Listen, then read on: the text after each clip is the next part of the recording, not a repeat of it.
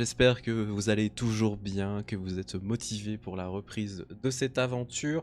Je vais faire quelques petites précisions quand même, de petits détails hein, qui n'ont pas forcément beaucoup d'importance, mais qui sont intéressants quand même pour vous.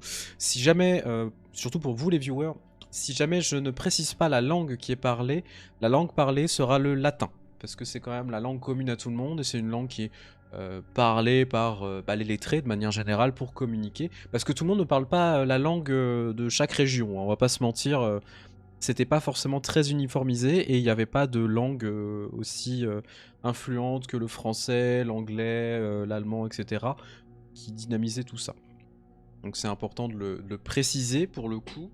Voilà, tous les PJ parlent latin, même Exclarmonde effectivement, parce que l'élite Annicatar était aussi faite en latin, hein. Pas dire les choses. Donc voilà, c'est aussi important de le préciser.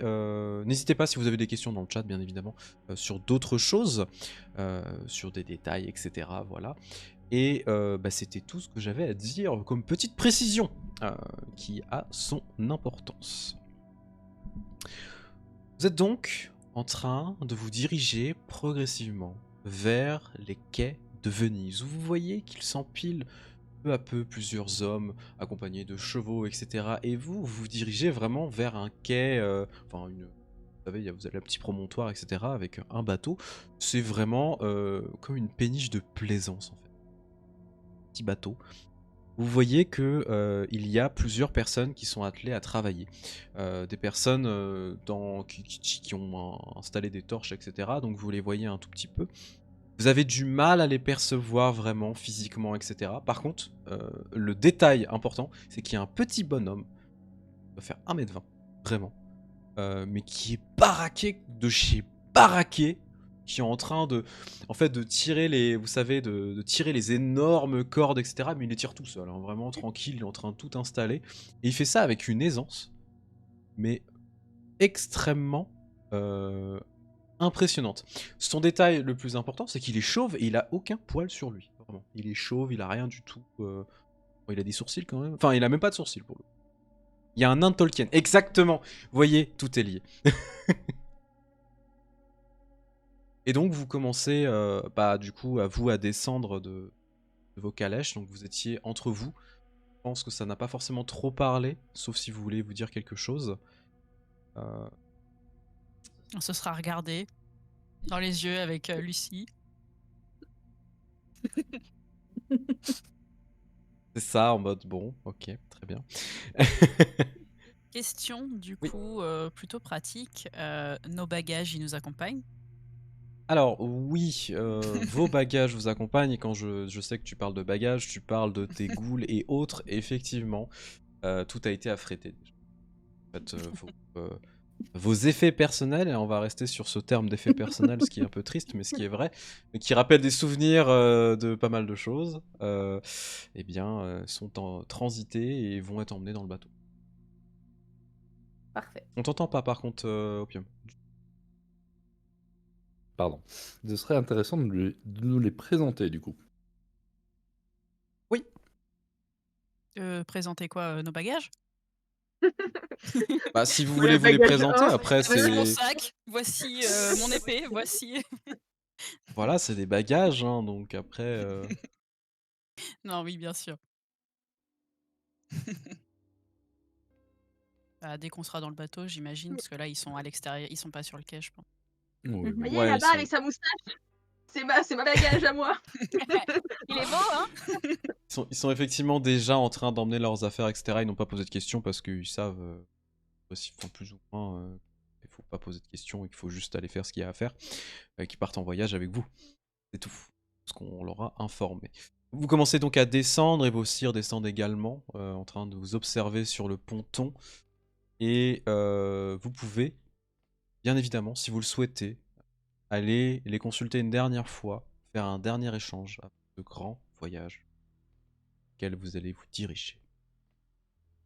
Oui, c'est ce que je vais faire du coup. Je vais profiter que tout le monde s'affaire, embarque pour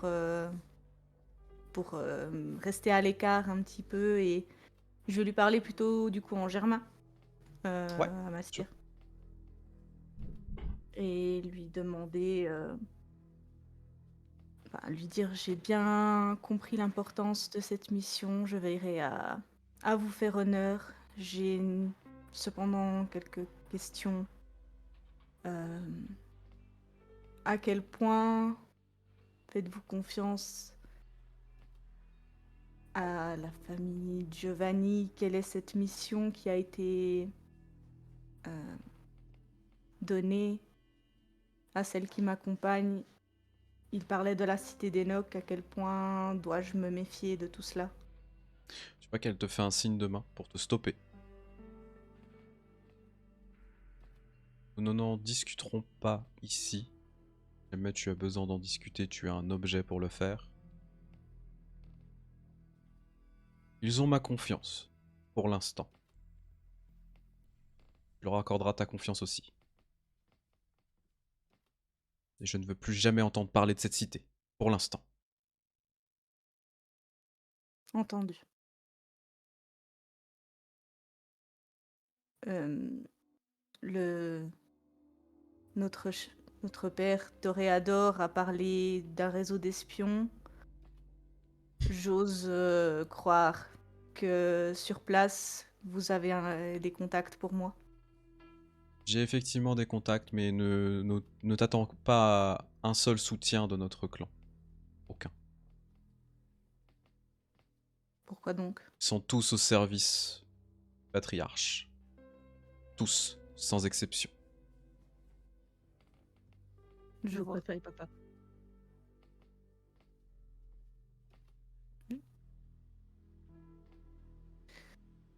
Tu...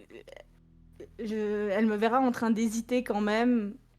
Et je vais avoir quelques secondes avant de dire... J'imagine que vous vous attendez tout de même à ce que je sonde notre clan, certains membres, pour voir s'ils sont dignes d'être sauvés de notre part. Ils ne méritent ni notre attention, ni notre miséricorde. Tout ce qu'ils méritent, c'est le bûcher. Pour avoir simplement essayé de prier autre chose que Sainte Matriarche. Excepté donc Malakith que nous devons ramener vivant, si possible.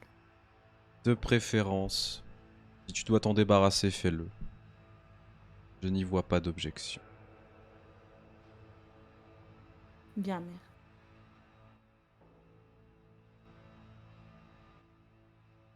Et du coup, moi, j'aurais plus de questions, donc à moins qu'elle ait autre chose à me dire. Non, tu vois Juste que non, retourner, clairement. Tu l'as mis de mauvais poil, mais c'est pas de ta faute. Mais je voulais être sûre.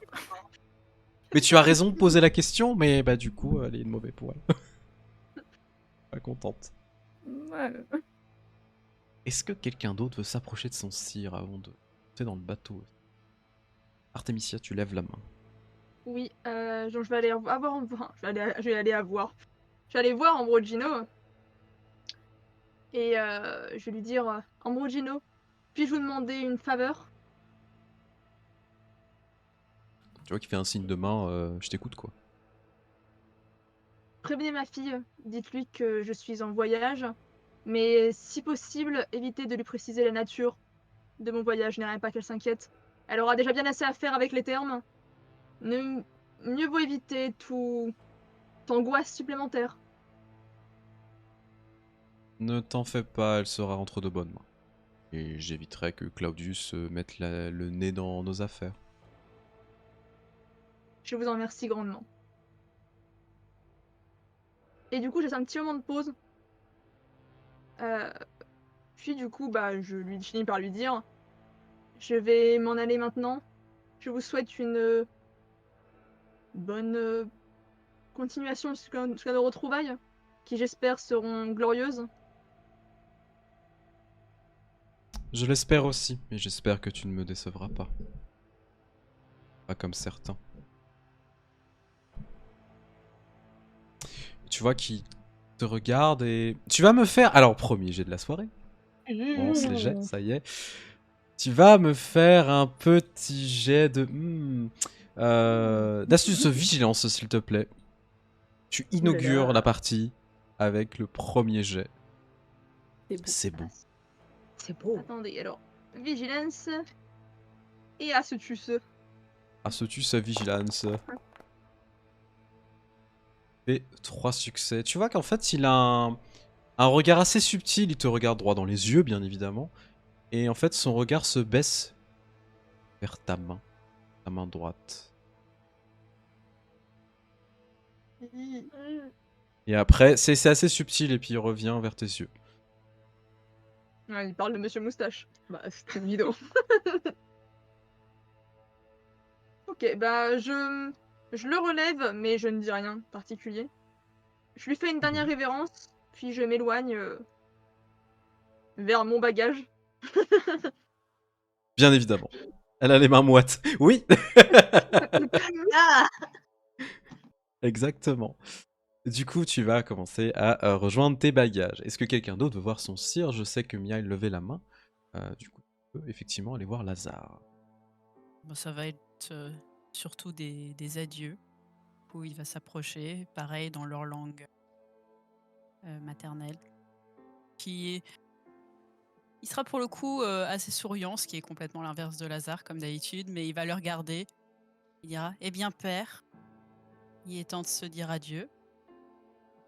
J'espère revenir et te rendre fier. À mon sens, ce n'est pas un adieu. Simplement un au revoir. Je sais que tu reviendras. J'en ai la conviction. C'était écrit depuis longtemps.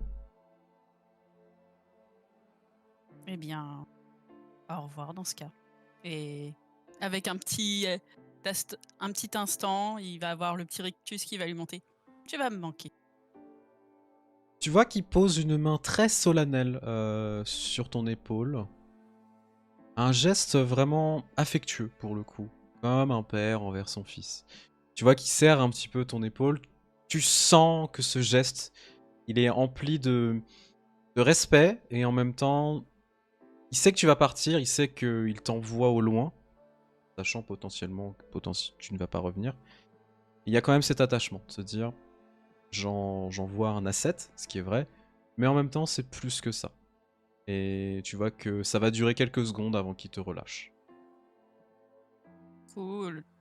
En saisissant son regard, celui de Mia, il va un peu plus s'adoucir et prend soin de toi aussi. Je suis entre de bonnes mains ici.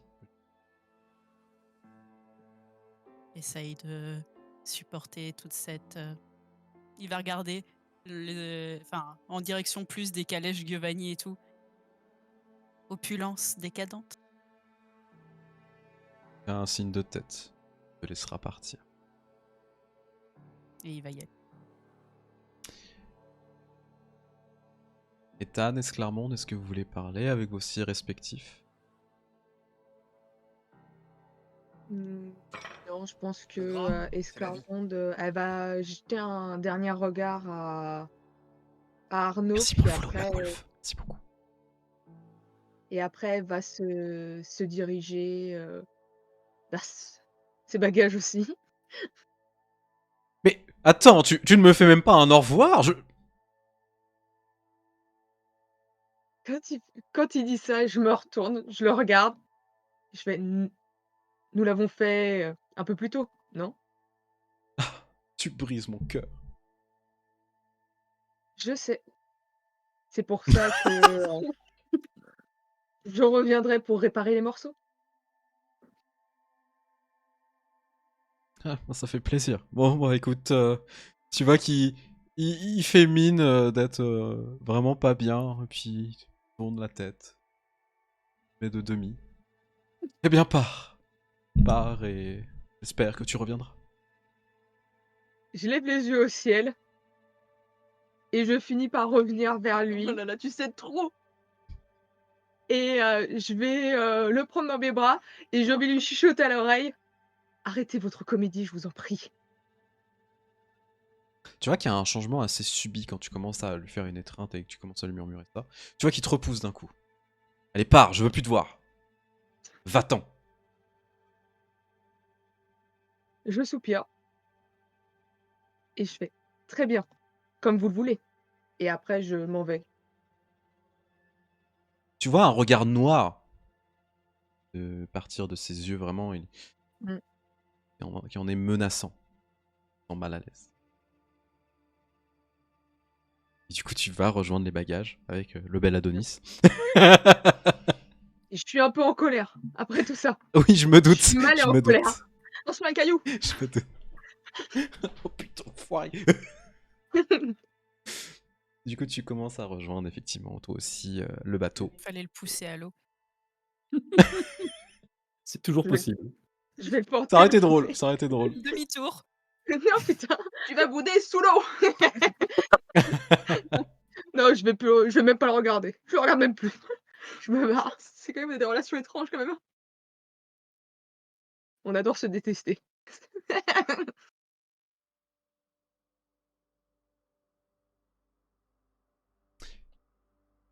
Maintenant,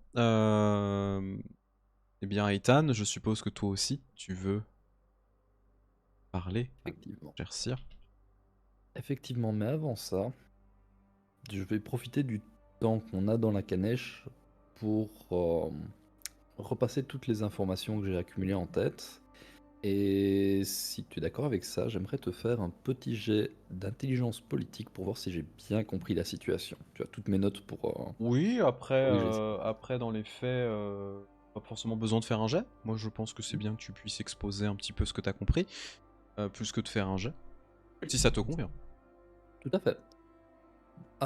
Du coup, de ce que j'en vois, mis à part le côté du choc des cultures, qui est juste soutenu par les vampires par intérêt, du coup, les Giovanni ont des intérêts qui sont probablement financiers aussi, mais qui sont surtout majoritairement mystiques.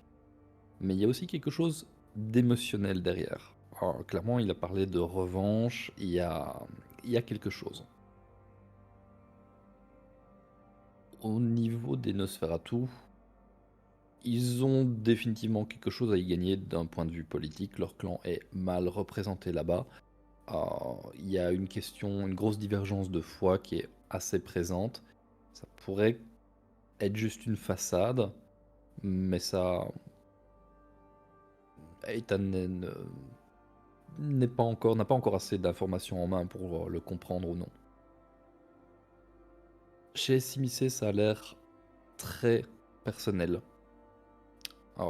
Ils parlent de leurs frères constantinoplois comme des monstres, donc il y a vraiment une une volonté morale derrière ça. Et comme j'en avais fait part à mon sire, pour ce qui est des Torador, je m'interroge déjà plus. Ça a l'air d'être beaucoup de spectacles, beaucoup de a priori de haine de la différence religieuse, différence culturelle. Mais pour moi, ça cache autre chose. Comme le disait Célestin, il y a probablement une rancune personnelle derrière quelque part, mais je reste suspicieux par rapport à ça. Je ne vais pas préciser, éluder ni quoi que ce soit. Pour l'instant, c'est ton interprétation et ton interprétation te semble bonne. Et effectivement, en remettant en perspective tout ça, il y a plein de clans où tu te dis, bon, c'est un peu bizarre quand même, surtout de partir aussi loin pour ce genre de choses. Mais en même temps, tu es en train de découvrir ce monde dans lequel tu es arrivé, et tu vas vite comprendre que les vieilles rancunes et les vieilles rancœurs restent depuis très longtemps, et on attend parfois des siècles avant de frapper. Du coup, tu arrives, hein, bon, dire que tu vois aussi les au revoir, et puis bah, tu peux voir Célestin qui est sur le quai en train de t'attendre, en train de prendre des notes, etc. Comme d'habitude en fait, hein, vraiment, il est pour. Du coup, je vais m'approcher de Célestin. Je vais placer mes mains sur ses épaules. Célestin, ne t'inquiète pas pour moi, tout va bien se passer. Et en mon absence, je veux que tu fasses quelque chose. Je veux que tu ne Quoi laisses donc? personne. Je veux que tu ne laisses personne te laisser à penser que tu n'es pas quelqu'un de bien. Mais pourquoi tu dis ça? Le peu de temps que j'ai passé avec toi, J'ai j'ai pu voir que tous les membres du clan ne sont pas aussi investis que toi dans la façon d'enseigner à leurs apprentis ou de manière générale n'ont pas autant d'égards pour les autres. Tu es clairement différent, tu es quelqu'un que je trouve meilleur par rapport aux autres vampires que j'ai vus jusqu'ici. Et je pense que tu avais besoin de l'entendre. Après, tu sais, on est tous différents, et puis chacun a sa manière de faire les choses. Je n'ai pas à critiquer nos pères sur leur manière de faire. À mon sens, il m'était normal de toujours être transparent par rapport à tout ça en tant que ton sire. Puis tu verras, tu apprendras à connaître notre structure qui est en train de grandir progressivement. Je sais que nous avons de grandes choses à accomplir. Ce n'est que le début. Je compte sur toi, vraiment, pour m'aider à poser ces fondations. Pour aider à notre clan à grandir. Tu peux. Sur cette vision. Suivons tout. Comme je le disais, tout va bien se passer. T'en fais pas pour moi. Je n'ai pas de doute là-dessus. Juste, j'aimerais que tu fasses attention à une seule chose. Je sais ce qu'on t'a appris, je sais quels sont les penchants des nôtres, mais ne t'amuse pas à commettre la marque. On n'avait pas l'intention. L'âme Petite de... précision, parenthèse, l'amarante c'est la diablerie, c'est de manger un autre vampire. Voilà. Je ferme cette parenthèse. Je n'en ai définitivement pas l'intention. L'âme d'un être n'est pas un bien qui peut être arraché. Elle appartient au Créateur. Une manière de voir les choses, effectivement. En tout cas, prends soin de toi, et puis j'espère que tu reviendras avec plein de connaissances. Je n'y manquerai pas. Du coup, tu vois qu'il il va te laisser repartir. Vous allez donc progressivement vous diriger, tous et toutes, vers ce bateau, où il y a ce bonhomme d'1m20 chauve en train de tirer les cordes. Allez, c'est parti et tout, qui a pour le coup un énorme triskel en fait qui est tatoué sur le torse. Et vraiment qui est super imposant en fait, et qui paraît ok, qu'est-ce que c'est que ce bordel, avec plein de tatouages partout, de marins, etc. Et vraiment en fait, il est en train de bosser sur le bateau, de courir partout et de donner des ordres dans une langue que vous ne comprenez pas. Sauf Ethan, ça ressemble à de l'égyptien, Oh. qui est très étonnant. Et vous avez, au milieu de tout ça, au milieu de cette débâcle, alors bien évidemment vos assets personnels, vos Adonis et vos ghouls et autres bétails, qui sont en train de préparer, etc., de s'installer. Il y a un homme qui est plutôt bien habillé, avec une belle soie bleue, avec des dorures sur le côté, qui est clairement en train de prendre des notes, etc., de compter aussi avec clairement un contremaître, les pièces d'or, de faire l'inventaire. Cet homme, en fait, il fait à peu près 1m75, il est chauve aussi, il a les sourcils noirs, vraiment, il a la peau un petit peu basanée, mais vous soutenez un petit détail important, c'est qu'il a la peau un peu plus pâle qu'une personne qui viendrait du coup du Moyen-Orient ou d'Égypte en particulier. Un peu comme notre cher Artemisia, mais il est pas aussi... il est un peu olivâtre comme toi, tu vois, léger. Et vous voyez qu'il est en train de prendre... Et quand vous commencez à arriver, il vous fait signe d'approcher. Ah, venez, venez, je vous en prie, venez, venez. On s'approche. On l'entend pas entendu. Bonsoir. Il parle du coup en égyptien? Il vous parle en latin, il parle un latin parfait. C'est vraiment parfait, il n'y a pas un accent.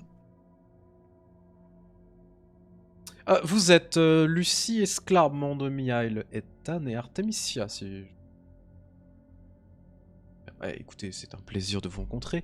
Je suis Andreas, votre humble serviteur et celui qui vous permettra de faire cette longue traversée dans les moindres délais et bien évidemment dans les meilleures circonstances possibles.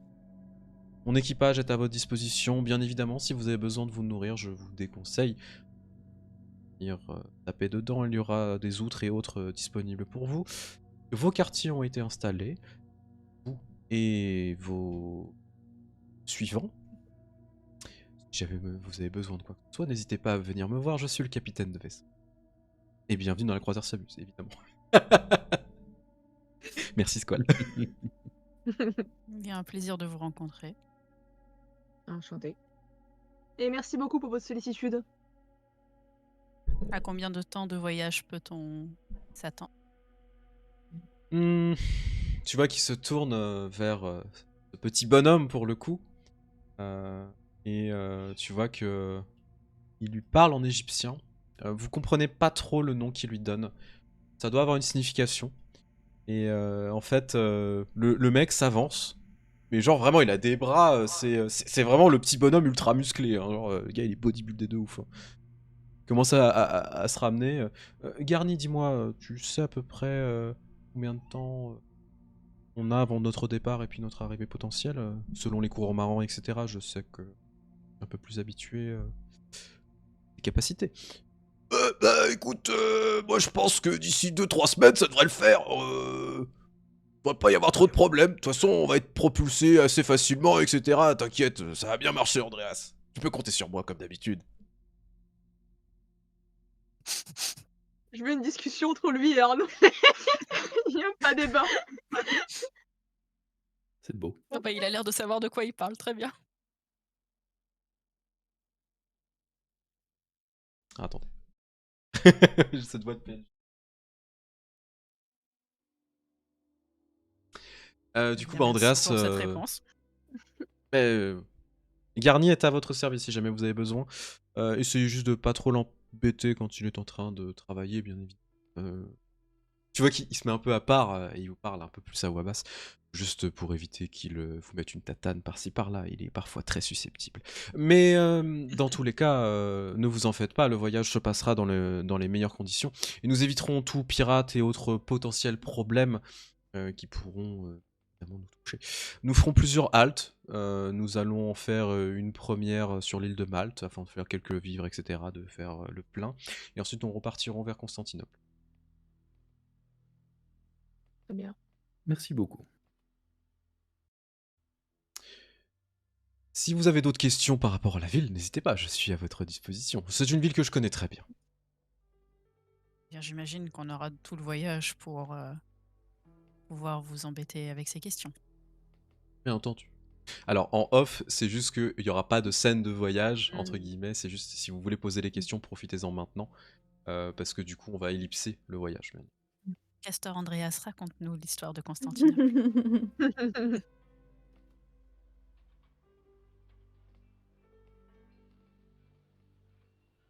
Est-ce que vous avez des À tout de questions, suite, cher Andreas? Pour ma part, pas On particulièrement t'entend. de questions. Ah, pardon. Pour ma part, pas particulièrement de questions à Andreas, mais une fois qu'on sera sans lui, qu'on pourra prendre nos quartiers, ce serait bien de pouvoir discuter entre membres de cette nouvelle coterie Tout à fait. et d'avoir l'occasion d'échanger un peu sur quelles sont les spécialités de chacun. Tout à fait. Pas Et petit. vous allez pouvoir le faire dans la soirée. Oui. Est-ce que j'ai reconnu que c'était de l'Égyptien qui était parlé? C'est pas une langue que tu parles? Juste reconnaître les tonalités de l'Égyptien. Ouais, tout à fait, par contre, oui, clairement. Dans ce cas-là, je vais demander, quand je vais pouvoir, choper mon bagage d'Agui, je vais lui demander du coup d'ouvrir l'oreille, puisqu'il est égyptien, du coup il comprend et donc au cas où, d'avoir les écoutilles ouvertes pour rester dans le domaine marin, au cas où. S'il peut donner des infos pendant qu'il pense parler une langue que personne d'autre ne parle. Ne sait-on jamais? Tu verras que je préciserai bien évidemment, et on va faire un petit tour de table avant de faire vos discussions entre vous. Déjà de savoir qui vous emmenez avec vous. Vous allez préciser un petit peu qui est quoi, etc. entre guillemets. On va peut-être commencer par Lucie dans un premier temps. Ça te va? Qui emmènes-tu avec toi dans cette grande épopée qui est la chute du rêve. Moi, j'ai 2 bagages. Ouais. Du coup, j'ai Cécile qui était une, sœur également du couvent, où j'étais. Ouais. Du coup, Je vais afficher oui, cette jeune femme pour le coup. voilà, que vous apprendrez à connaître au fur et à mesure. Elle m'accompagne et comme Dagui à l'instant, elle sera un peu mes oreilles. Elle est un peu en général mes oreilles. Elle être autour des humains pour avoir un peu des infos et d'autres détails que moi je pourrais pas avoir pendant la journée du coup. Et le deuxième, c'est Emeric, qui est un jeune chevalier, très dévoué, très loyal, très docile. Voilà. Et très sympathique, au demeurant. Et BG en Ouais. plus. Oh Et il est oui, BG, voilà, il faut le dire, il est BG. Et il sait jongler. qui du coup sera plus dévoué à ma protection, notamment la journée, et la protection de Cécile quand elle aura besoin de sortir, parce qu'une femme seule à l'extérieur, c'est dangereux. Donc voilà. Bien évidemment. Et effectivement, c'est lui qui lui rendait visite au couvent, tout à fait. Très, très perspicace. Bravo. Il est venu te voir, alors il venait te voir, enfin il t'a accompagné au couvent avant. Il venait souvent te voir. Ah oui, il venait déjà au couvent, effectivement. Tout à Il fait, est tout dans à la fait. ville de Strasbourg. Mais c'est pas lui qu'on a vu dans l'étreinte, si c'est ça que tu veux dire. Non, c'est pas lui qu'on a vu, par contre c'est effectivement quelqu'un qui venait souvent te voir. Tout à fait. Verré. Du coup, c'est ce que tu emmènes, tu n'as rien d'autre de plus, mis à part ton équipement de base, hein, voilà, tes vêtements, Tout à fait. voilà, rien de spécifique. Esclarmonde, Voilà. qui emmènes-tu avec toi? Et ben, j'emmène Altaïr avec moi, aka Oh, Adonis, évidemment. que j'emmène avec moi et qui a malheureusement à contre-cœur que j'ai fait de lui ma goule pour des raisons de j'ai pas confiance en mon sire. Euh, Et donc, bah, lui aussi, de son côté, ça va être un peu mes oreilles et bah, qui va me protéger aussi de journée. Et c'est la seule personne que j'emmène avec moi. D'accord, Ouais. très bien. Bah du coup, c'est très précis pour le coup. Artemisia, qui emmènes-tu avec toi? Alors du coup, Pose avec Dagui. moi, voilà, j'emmène Dagui, qui était mon esclave de mon vivant et qui est du coup le reste de mon non-vivant. Donc voilà, donc ça a toujours été mon garde du corps, on va dire personnel et mon homme de confiance en tout point.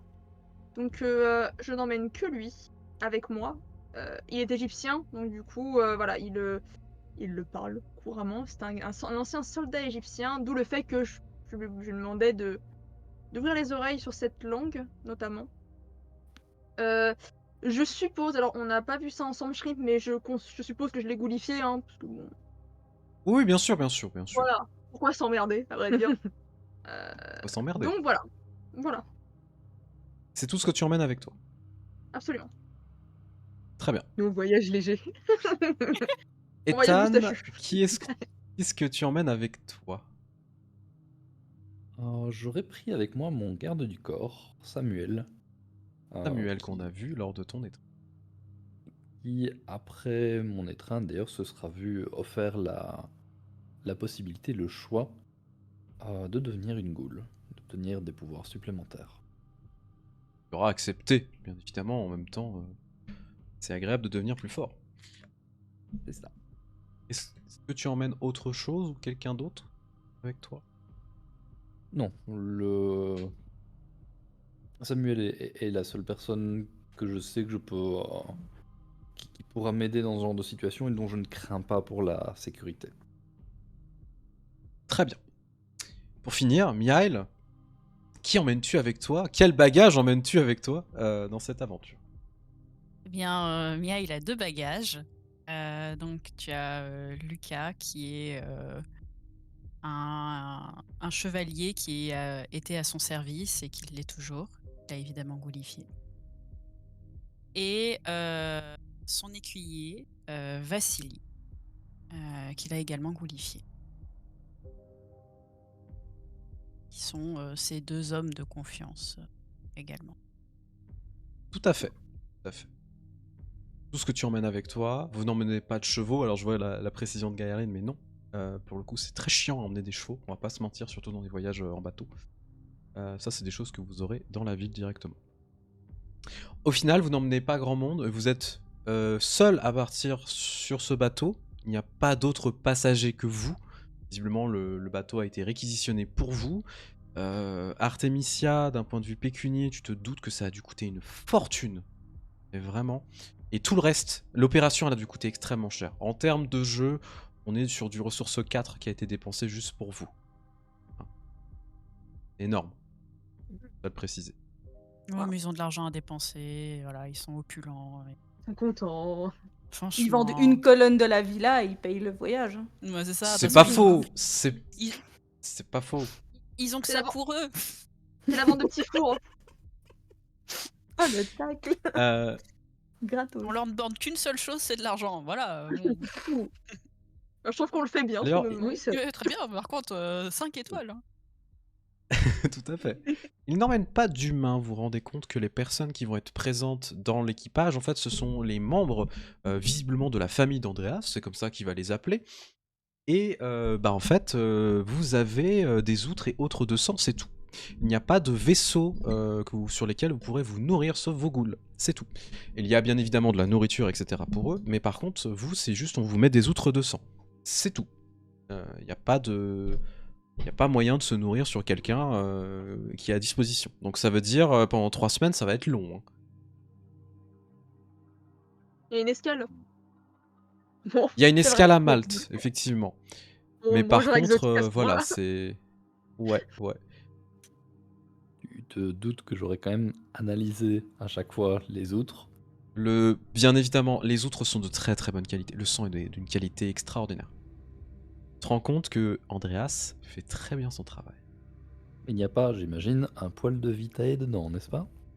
Du tout. Absolument pas. Ça va. Vraiment.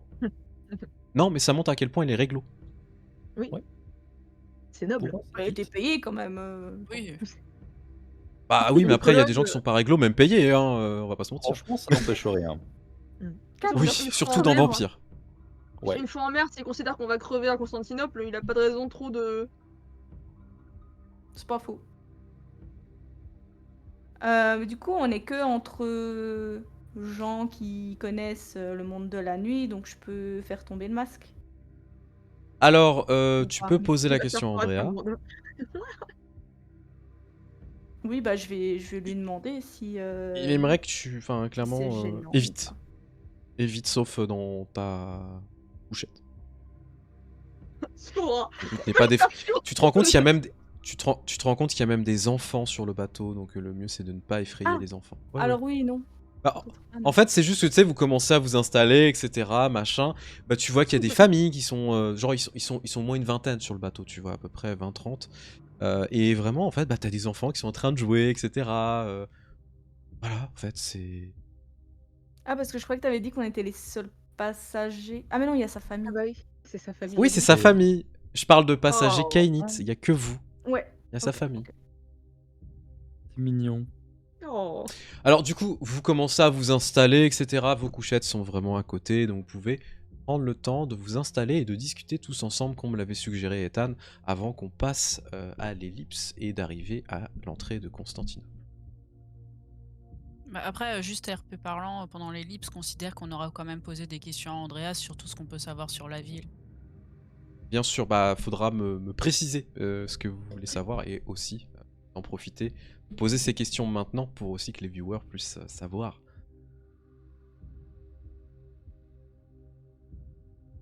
Bien. On verra après. Très chers camarades, au moins nous sommes déjà présentés. Et vu que nous allons travailler ensemble, je pense qu'il serait intéressant que nous sachions les uns les autres ce que nous savons faire et ce que nous pouvons chacun apporter à cette expédition. Je suis d'accord, mieux vaut avoir toutes les cartes en main. Dans le cas, nous devrions établir une stratégie à la hâte, par exemple. Exactement. Si vous le souhaitez, je peux commencer. Donc, pour ma part, Ethan, je suis avant tout un occultiste, comme vous vous en doutez. Je suis spécialisé dans les textes obscurs et le surnaturel de manière générale. La sorcellerie du sang, rien de neuf là-dessus. Je suis un érudit avant d'être un homme d'action ou un homme politique. Je ne serais probablement pas très utile dans un combat, ne nous mentons pas, mais il y a au moins toute une série d'autres choses sur lesquelles je peux être utile. Entre autres, je suis un linguiste confirmé, un théologue passionné.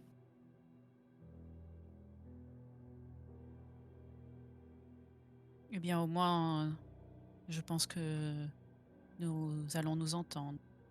J'avoue que les études n'ont pas été dernièrement dans mes affaires, mon statut, mais j'ai toujours de l'appréciation et de la curiosité pour le domaine des érudits. Discuter sera un plaisir. En effet. En ce qui me concerne, mon père m'a présenté comme l'un des bras armés de cette expédition, mais j'évolue également dans les sphères politiques. Je pense y être relativement à mes aises, bien que là où nous allons, il faudra sans doute faire profil bas. Du reste, la religion est aussi un domaine qui me connaît.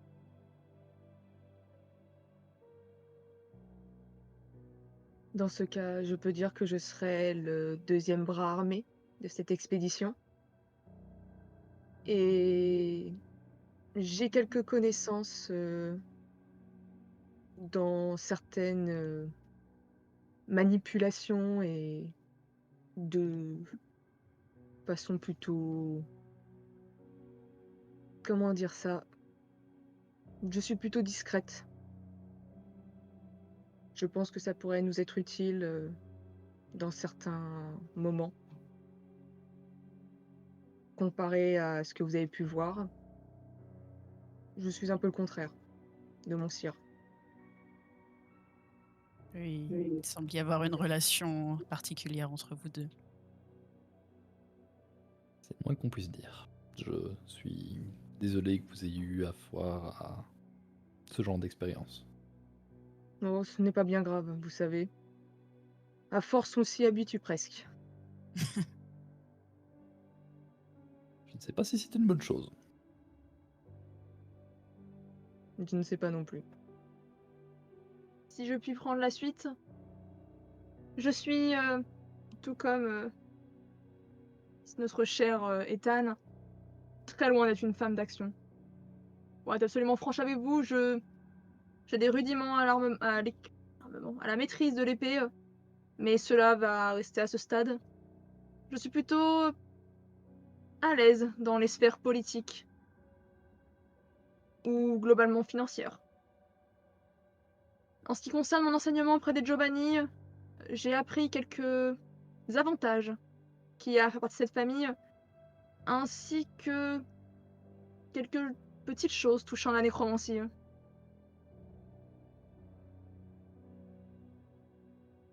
Et pour du reste, j'ai aussi quelques expériences auprès d'un certain type de public que j'ai appris avec le temps à manipuler serait le terme le plus adéquat. De quel type de public parle-t-on? La prostitution notamment. Hmm, Intéressant, effectivement. Des sphères souvent ignorées. Et pourtant qu'ils ont des yeux et des oreilles absolument partout.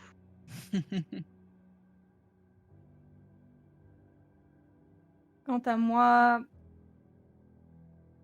Je saurais probablement me défendre si le besoin s'en faisait ressentir, mais ce ne sera pas mon atout premier. Je saurais plus disparaître.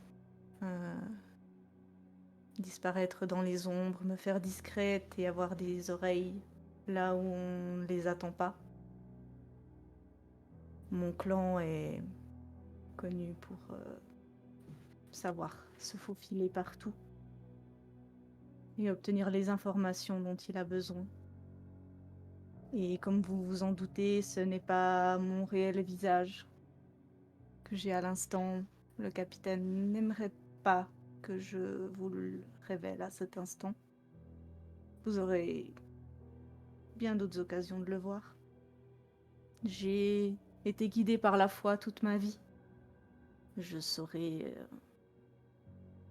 reconnaître ceux qui la pratiquent également, là où on va. Et j'ai quelques connaissances dans les soins, la médecine. Je peux être peut-être d'une certaine utilité à ce niveau-là. J'ai été sage-femme au sein de mon couvent. En dehors de ça, eh bien, nous verrons le moment venu. Peut-être que nous pourrons apprendre les uns des autres. Nous n'aurons pas le choix. La mission à laquelle on nous envoie est de la plus haute importance. Et je pense que vous, comme moi, n'avez pas envie d'échouer. Tout à fait. Échouer dans mon cas, même pas une option. C'est ce Une qu'on a l'air lourde de pression comprendre. repose sur vos épaules, madame. Je suis habituée à la pression, ça ne me fait pas peur. En tout cas, je vous remercie de votre franchise à tous. Avec plaisir. Je pense sincèrement que vu l'endroit dans lequel nous allons mettre les pieds, au mieux nous connaissons les uns les autres, plus nous avons de chances de survie. Et sachez juste que tant que nous aurons des objectifs alignés, vous n'avez absolument rien à craindre de ma loyauté.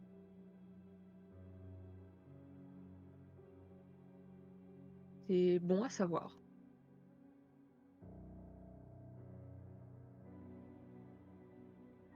On est dans le même bateau. Ah. Littéralement. Ouais, quand même, à tes mots, Miail t'aura regardé un petit peu avec un froncement de sourcil, mais il comprend.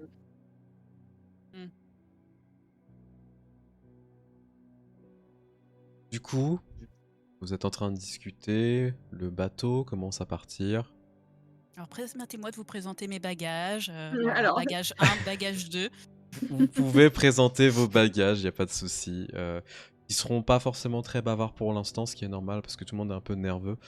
Surtout, on ne sait pas où on va, on ne sait pas ce qu'on va faire. Vous allez devoir expliquer à chacun et chacune d'entre eux et d'entre elles ce que vous allez faire, plus ou moins, pas, hein, tout simplement, de les mettre dans la confidence ou pas, mais au moins leur indiquer où vous allez, parce qu'ils ne sont pas forcément au courant que vous allez partir sur Constantinople, une ville qui est quand même assez extraordinaire hein, et que peu de monde a l'occasion de visiter, surtout dans les circonstances dans lesquelles vous allez arriver. Pendant le voyage, du coup, Andreas, va venir vous voir, afin de savoir si ça va, etc. Vous allez pouvoir échanger avec lui. Du coup, vous voulez profiter pour poser des questions avant que nous arrivions à Constantinople. Je vous en prie, c'est le moment de pouvoir poser ces questions. Alors, vous allez pouvoir le prendre au détour de discussions, etc., d'un verre et autres. Hein. Vous allez aussi vous rendre compte qu'il s'éclipse parfois dans la soirée. Et en fait, il se retrouve avec sa famille, et visiblement, il fait des rites avec sa famille. Ça discute religion, etc. Une religion que vous ne connaissez pas, mais si jamais vous commencez à trop vous intéresser, il pourra même être amené à vous expliquer ces tenants et aboutissants de cette religion. Qui prie des idoles un peu étranges, une espèce de dieu cryptique qui se trouverait en Égypte, par exemple. Non, mais on est bien avec notre religion.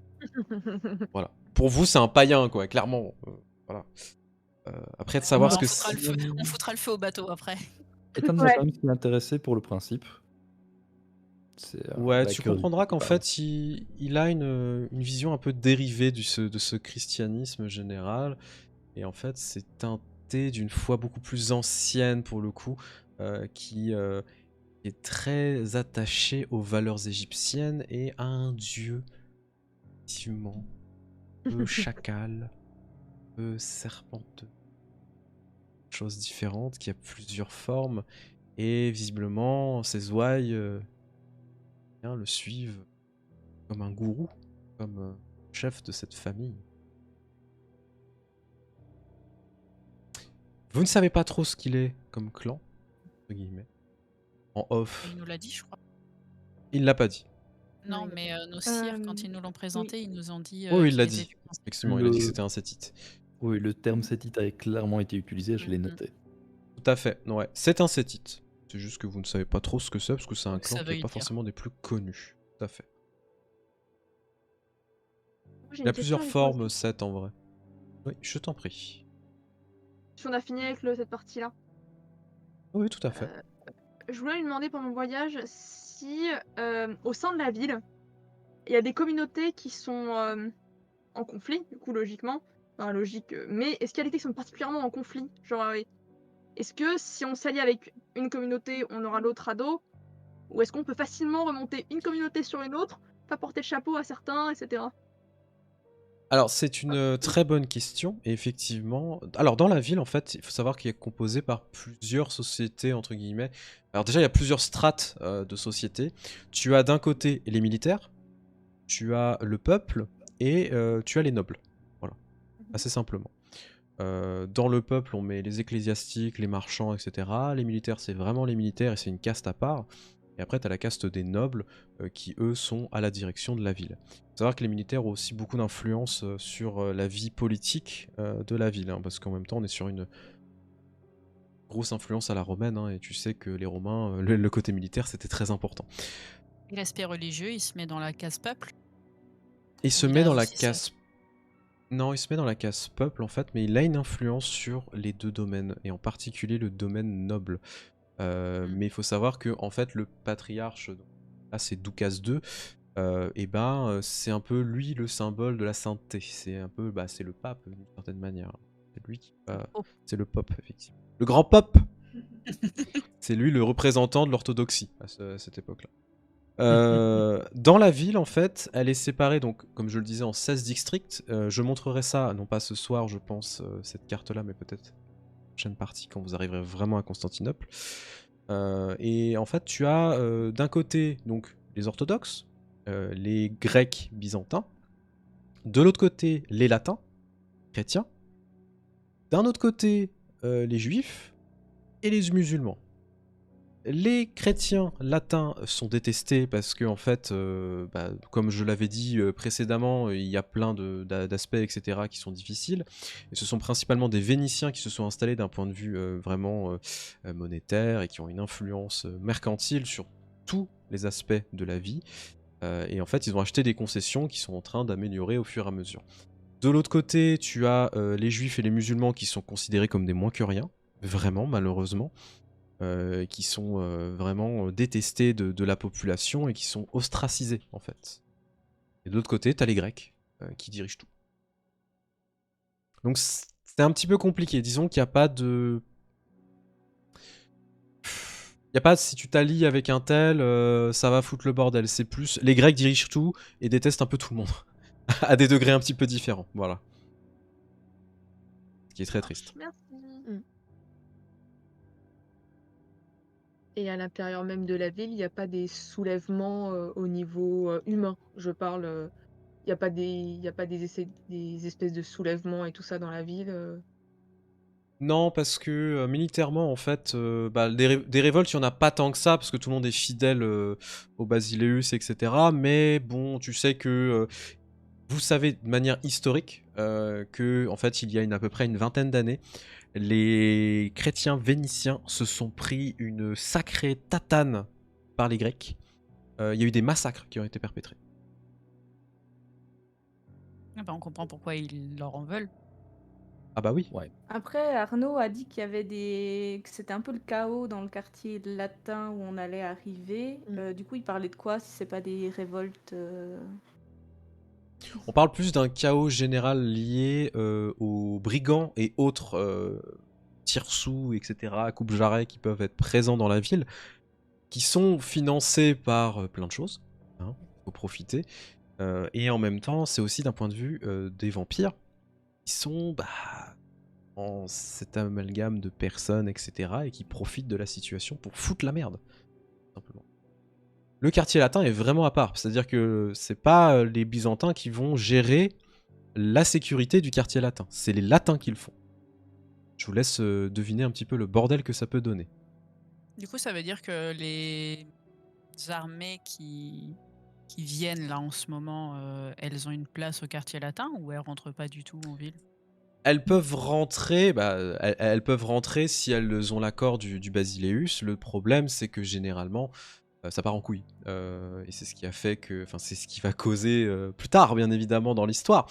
Mais en fait, c'est un peu compliqué. Ils peuvent venir, mais pas trop. Et en fait, ils vont être aux portes de la ville. Enfin, vous allez voir.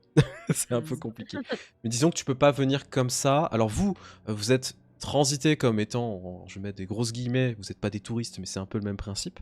Vous êtes des visiteurs de la ville, qui fait que c'est un statut un petit peu différent. Vous n'êtes pas des croisés.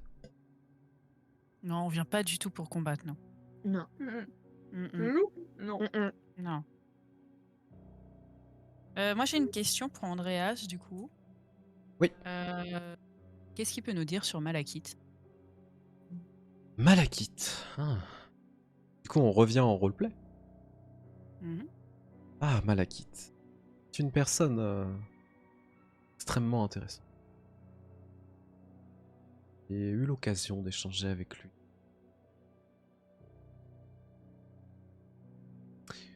Disons que c'est quelqu'un qui est bercé d'illusions et d'envies extrêmement difficiles à mettre en place. On raconte que ce serait le dernier à avoir vu le patriarche avant qu'il rentre dans sa torpeur. Pardonnez-moi mon ignorance à ce sujet, mais quel des patriarches parle-t-on? Ah, pardon. Eh bien, vous le savez peut-être, il y a eu 3 patriarches au Oui. sein de Constantinople. Et le seul encore présent dans la ville est Michel. Oh, donc il n'est plus réellement là? Il est présent, mais disons que c'est un peu comme si le Saint-Esprit était en train de s'éroder progressivement. Le Saint-Esprit. C'est comme ça qu'il est nommé en ville? Non. Mais c'est pour vous donner une image un peu plus précise. Disons que le rêve s'effrite progressivement. Et Michel a peut-être perdu un peu la foi. Oh. Pour le centre d'une foi, c'est ennuyeux. Et Malakith dans cette histoire? Est-il le seul à avoir encore la foi? Je pense que d'autres personnes sont encore dedans, mais... Comme je vous le disais, c'est lui qui serait le dernier à avoir été touché par la grâce du patriarche. Encore une fois, ce sont des racontards.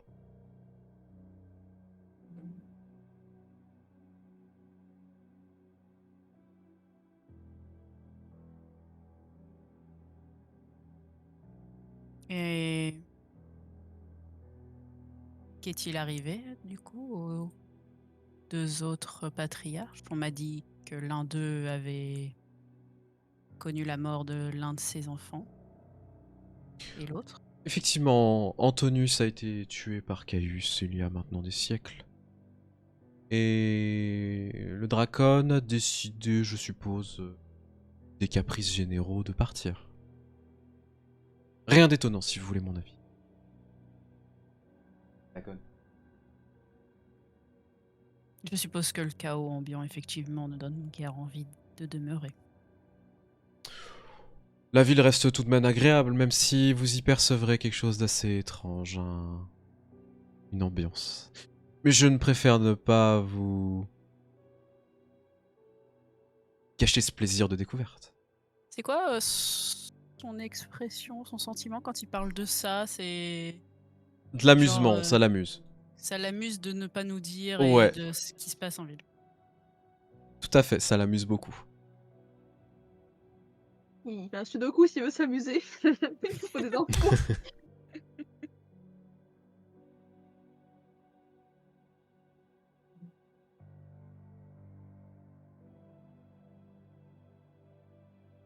Est-ce que vous avez d'autres questions à ce cher Est-ce que vous Andreas? nous conseillez à visiter? Alors, bah du Mais c'est coup, comment alors? Qu'est-ce qu'il y a d'intéressant sinon? Hein? Puisque écoutez, nous on est des visiteurs. Hein? Qu'il y a des en termes vrai, de si tu de veux voir des églises, il y en a des tonnes, il y a vraiment plein de trucs. Après, On parlait d'église, moi les termes ça m'intéresse aussi. Il y a des des termes termes, dans il y en a des plein de églises. trucs. Les termes, non, je pense pas. Ah ouais. Dommage. Mais c'est, par contre, Quel dommage. oui, on est quand même sur une ville qui était à son apogée total, Sainte-Sophie, effectivement, ce genre de choses. C'est quand même assez extraordinaire de voir ce genre de choses et vous allez pouvoir constater passe progressivement. Et ce déclin aussi de cette La, ville. la question du coup c'était peut-être aussi plus d'un point de vue caïnite, les grands lieux d'intérêt j'imagine, notamment il nous avait dit quoi pour rencontrer le Basileus? Le palais Bah, c'est ducal. dans le palais Le en palais fait. ducal. Ouais, c'est clairement dans le palais ducal. Vous allez devoir rentrer à l'intérieur et aller vous présenter. Du coup, ce qui peut m'intéresser aussi, ça va être, vu que la ville est partagée en 16 districts, est-ce que c'est la même chose d'un point de vue vampirique? Est-ce que comme il y a 3 grands clans et des sous-clans rattachés à eux, est-ce qu'ils ont chacun une zone? Plus ou moins, c'est-à-dire qu'en fait tout est un petit peu réparti par-ci par-là. Mais il faut savoir qu'en fait chaque région, même si elle est dirigée par plus ou moins un clan ou un affilié, c'est comme ça qu'il s'appelle, et ben en fait ça se grignote un peu les uns les autres. La mainmise générale est du triumvirat. Ça par contre c'est sûr et certain, c'est la Trinité qui dirige tout et qui a tout.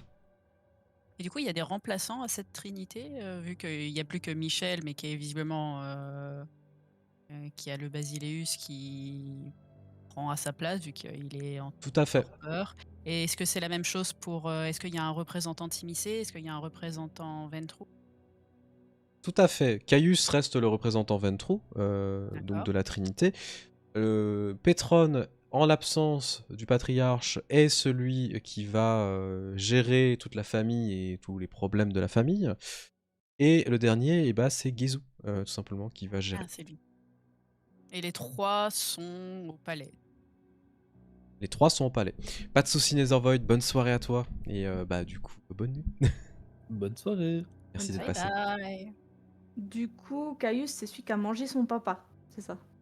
Il Et l'a qui a tué, fait il ça l'a de la pas bouche. mangé. Il l'a pas mangé, ouais. Ah, Il l'a juste tué. d'accord. Bon, ça va. Tout ça pour les beaux yeux de Michel. Ah là là. Oh. Mais ça, vous ne le savez pas encore. J'espère qu'il a vraiment des beaux yeux, hein.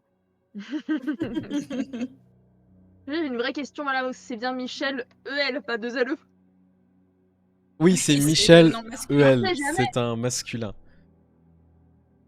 Normalement, il Parce que c'est le s'appelle patriarche, mais Michael. même les princes peuvent être des femmes, donc c'est vrai que... Où ça? Oui, tout à fait. Non, mais c'est que des hommes. Hein. Là, c'est que des hommes. Les Ok. trois. La patriarchie. Est-ce On que va vous aller avez... nettoyer tout ça. Oh, bien sûr, tout à fait. Est-ce- Bah, de grands noms de la ville, des gens d'influence qui valent la peine d'être rencontrés puisque, nous venons pour la connaissance, nous venons pour la ville, heu, nous Oui, venons de loin des pour voir la Je- érudits, cité. des hommes de foi, Je- pas forcément la noblesse et le triumvirat, quoi, mais... Le mieux sera d'aller voir directement les représentants des patriarches qui pourront mieux vous indiquer qui voir, qui rencontrer en fonction de vos besoins. Tout simplement parce que la ville change beaucoup. Et au-delà de ça, les têtes aussi. Vous Je me verrez quand demanderais même qu'il y a beaucoup de choses intéressantes. je me demanderais s'il connaît des gens dans le quartier juif. Non, c'est un quartier que je n'approche pas. Hmm.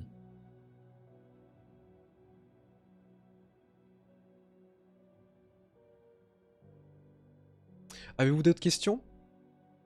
Non. Juste, est-ce qu'il en sait plus sur la situation humaine, Bah ouais, non, en même temps, il était au même niveau que nous, ça fait. Il était pas là-bas, hein. Quoique les sièges, enfin les petites incartades franques, Ça, il est au genre courant, de. mais bon, c'est ce que je vous aurais dit en Voilà, c'est ce qu'on fait sait en déjà, off. ouais. Ouais, Mm. tout à fait. Tout à fait. Du coup, vous n'avez pas d'autres questions, pas d'autres informations. Continuez donc votre voyage pendant les 3 semaines à suivre. 3 semaines qui sont extrêmement longues. 3 semaines à devoir patienter, à attendre vraiment que les choses puissent se mettre en place, etc. Que surtout subir les flots, hein, parce que vous n'avez pas forcément l'habitude, surtout en tant que vampire, de devoir subir ce genre de choses. Et c'est vraiment pas agréable de devoir juste se réveiller la nuit au milieu de la mer. Ça peut être très déstabilisant. Ces 3 semaines ont été un véritable calvaire, mais au bout de ces 3 semaines, le 8 avril 1204, il est à peu près 20 heures, quand le bateau commence à arriver dans le port quartier latin de Constantinople. Vous entendez l'effervescence générale, les personnes qui s'activent afin de commencer à amarrer le bateau, etc. Mais surtout, commencez à découvrir ce quartier en pleine effervescence, qui semble ne jamais dormir, avec des lumières de partout, des torches, et surtout des bâtisses tout aussi différentes les unes que les autres, avec un style très particulier, contrairement à toute la ville que vous avez pu voir lorsque vous êtes arrivé, une architecture vraiment latine, vraiment vénitienne, ancre ce quartier dans cette ville avec une force et une conviction de montrer à quel point les Latins sont puissants et les Vénitiens possèdent une partie de la ville. Et lorsque vous commencez à pénétrer du coup dans le port, etc., que vous parquez le bateau, vous savez que maintenant, les choses sont en train de se jouer. Ce n'est que le début de la fin